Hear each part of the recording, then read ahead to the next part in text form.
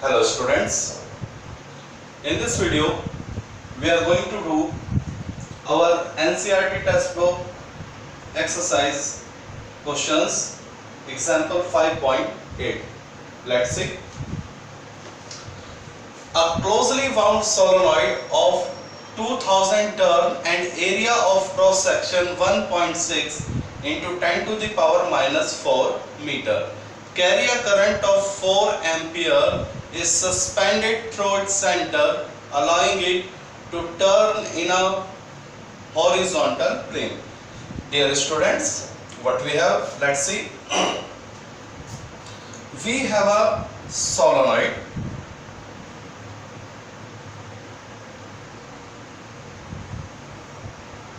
This is to be our solenoid, and this solenoid is suspended. मान लीजिए इसको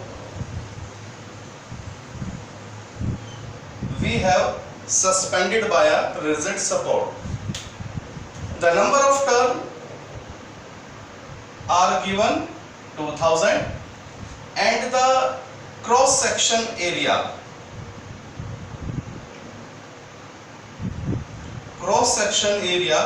is equal to 1.6 into 10 to the power minus 4. This is to be given, and current, we have current I is equal to 4 ampere. So these three information we have. So हमसे पूछा गया है what is the magnetic, we have two question to solve. First one is what is the magnetic moment associated with the solenoid. So let's do the first part of the numerical. Part A, हमसे पूछा गया magnetic moment m, और solenoid के लिए जो magnetic moment होता है that is NIA, where n is the number of turn and I carry current and A is the cross section area. So the value of n is 2000, current is 4, and cross section area is 1.6 into 10 to the power 4. So let's solve it. 2 into 4 into 1 6. Now adjust the zeros. 1 2 3, this will make minus 1, and ये point उसको minus 2 कर देगा, तो we get 10 to the power minus 2. And when we will do the multiply, we get 128 into 10 to the power minus 2, and when we solve this we get 1.28. The unit of m is ampere meter square. So this is the solution of our first part. Now to the second part. हमसे क्या बोला गया है, what is the force and torque on the solenoid. इस solenoid पर कितना force लगेगा और कितना torque लगेगा. If a uniform horizontal magnetic field of 1.7 into 10 to the power minus 2 Tesla is suspended at an angle of 30 degree with the axis of solenoid. Let this is the axis of solenoid. This is the axis of solenoid, and dear student, solenoid के m का जो direction होता है वो हमेशा उसकी axis के along होता है, perpendicular to the surface and along the direction of solenoid. ठीक है, तो ये थोड़ा सा याद रखेंगे. जो this is the direction of m, यहां नोट करेंगे इस बात को आगे के लिए. Direction of m is perpendicular to the cross section area of coil and along its axis. ये थोड़ा सा याद रखेंगे m के बारे में कि जो m होता है, m की जो डायरेक्शन होती है वो क्रॉस सेक्शन एरिया के परपेंडिकुलर होती है और एक्सिस के क्या होती है, सोलेनोइड के अलोंग होती है। ओके, नाउ हमें एक मैग्नेटिक फील्ड दिया है और मैग्नेटिक फील्ड क्या बोला गया है, इस तरह से है जो 30 डिग्री बनाता है किसके, सोलेनोइड की एक्सिस से। तो dear student, let this is to be the magnetic field, okay, and magnetic field, और कैसा है ये magnetic field, having angle 30 degree, ठीक है। ये मैग्नेटिक फील्ड है और वो m से एक्सिस ऑफ सोलेनोइड से कितना एंगल बनाता है, 30 डिग्री, और इसका वैल्यू कितना है, b का value 7.5 into 10 to the power -2 Tesla. This is the magnetic field. So let find out the b part. तो प्यारे बच्चों, दो चीजें पूछी गई हैं, फोर्स और टॉर्क। तो इस चीज को रट लीजिए, जब भी फील्ड यूनिफॉर्म होगा, इवन ये आपके 1 मार्क्स से कंसेप्ट के लिए बहुत इंपॉर्टेंट है, जब भी फील्ड यूनिफॉर्म होगा तो चाहे इलेक्ट्रिक डायपोल हो चाहे मैग्नेटिक डायपोल हो, मैग्नेटिक डायपोल कौन होता है, मैग्नेट या सोलेनोइड। तो जब भी फील्ड यूनिफॉर्म होगा डायपोल पर, चाहे वो इलेक्ट्रिक डायपोल हो चाहे मैग्नेटिक डायपोल हो, यानी बार और वो बार मैग्नेट और सोलेनोइड, ठीक है बेटा, तो फोर्स हमेशा 0 होता है। क्लियर हो गया? ये जब हमने टॉर्क के डेरिवेशन किए होंगे वहां भी ये बात बताई होगी, तो इस चीज को रट लीजिए। For uniform magnetic field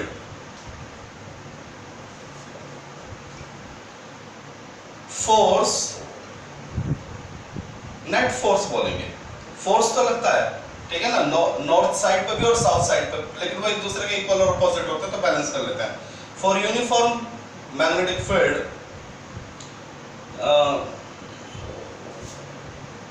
net force on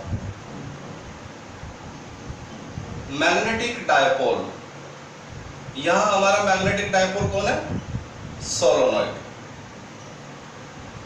is equal to 0। Net force हमेशा 0 होता है अगर फील्ड कैसा है, यूनिफॉर्म। चलिए टॉर्क देखिए, टॉर्क का क्या होता है, टॉर्क का फॉर्मूला होता है mb sin थीटा। तो m की वैल्यू कितना आया है हमारा 1.28, b की वैल्यू कितनी है 7.5 into 10 to the power -2, and sin 30 की वैल्यू होती है 0.5 या हाफ, ठीक है। तो when you will solve this data you will get 0.048, okay। तो this is the torque on the, this is the net force and this is the torque on solenoid. So dear student, this is the solution of example 5.8.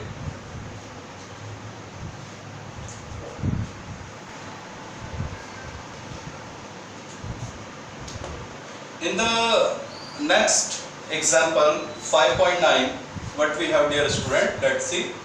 A circular coil of 16 turn and radius 10 centimeter carry a current of 0.75 ampere, rest with its plane normal to an external field of magnitude 5 into 10 to the power -2 Tesla. देखिए क्या हमें given है, हमारे पास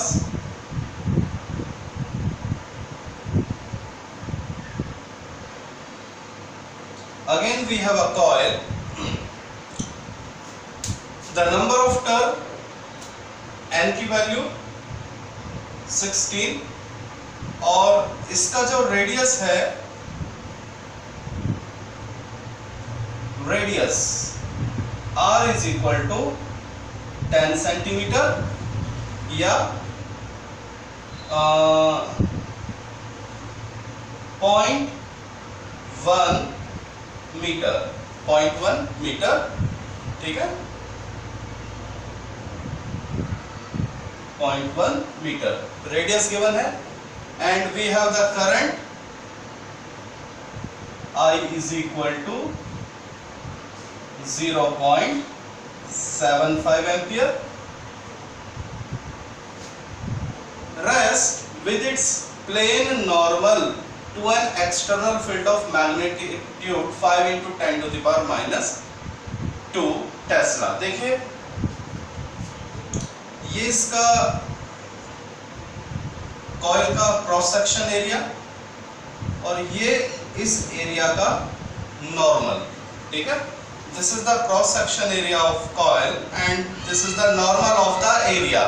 okay, तो उसने कहा है कि जो कॉइल का नॉर्मल है, जो कॉइल का क्या है, नॉर्मल है, वो एक मैग्नेटिक फील्ड के अलोंग है, ठीक है, normal to an external magnetic field, ठीक है। तो यहां हमें क्या दिया हुआ है प्यारे बच्चों, we have a magnetic field, we have a certain magnetic field, ठीक है, okay, and the value of magnetic field is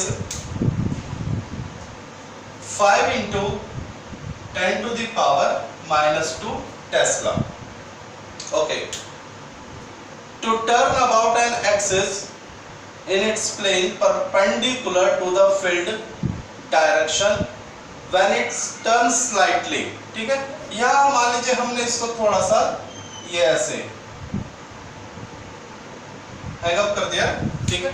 अब हमसे क्या कहा गया है कि हम इसको स्लाइटली क्या करते हैं, डिस्टर्ब करते हैं, ठीक है। देखिए ये किसकी डायरेक्शन है, m की डायरेक्शन, किसकी डायरेक्शन है, m की direction, this is the direction of b।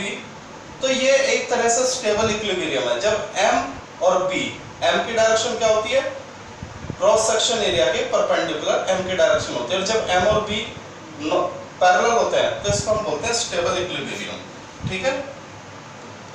m is parallel to b, so it is stable equilibrium. ये कैसा है, इस वक्त ये एक स्टेबल इक्विलिब्रियम में है, ठीक है। हमसे कहा गया कि आप इस कॉइल को थोड़ा सा क्या कर दीजिए, डिस्टर्ब कर दीजिए, ठीक है। तो जब हम इस कॉइल को थोड़ा सा डिस्टर्ब करते हैं, ठीक है, ये हमने इस कॉइल को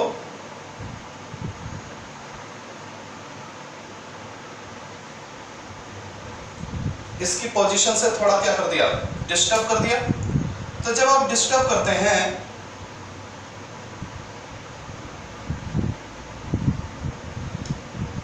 तो m अपनी डायरेक्शन से थोड़ा सा क्या हो जाता है, डिस्टर्ब हो जाता है, ठीक है।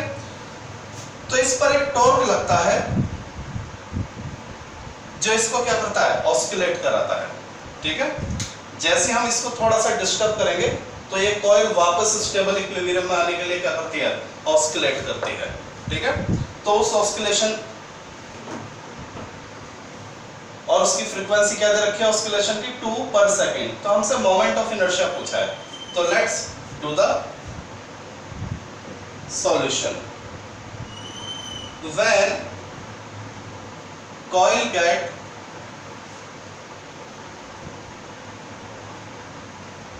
slightly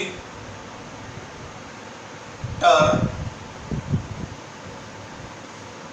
and release, it oscillate। अगर कॉइल को थोड़ा सा स्लाइटली टर्न करके छोड़ दे तो ये क्या करेगी, ऑस्किलेट करती है, सच दैट फॉर्मूला क्या होता है, टाइम पीरियड का उसकी ये आपको डायरेक्ट याद होना चाहिए कि जब कोई बार मैग्नेट या सोलोनॉइड मैग्नेटिक फील्ड में ऑस्किलेट करेगा तो उसका टाइम पीरियड क्या होता है, t = 2 पाई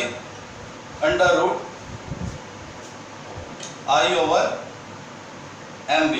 तो यहाँ से फ्रीक्वेंसी का फॉर्मूला क्या बन जाएगा, 1/2 पाई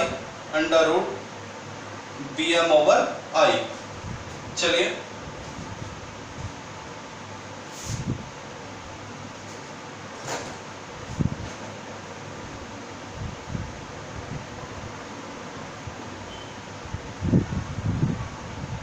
आई ओवर एम बी।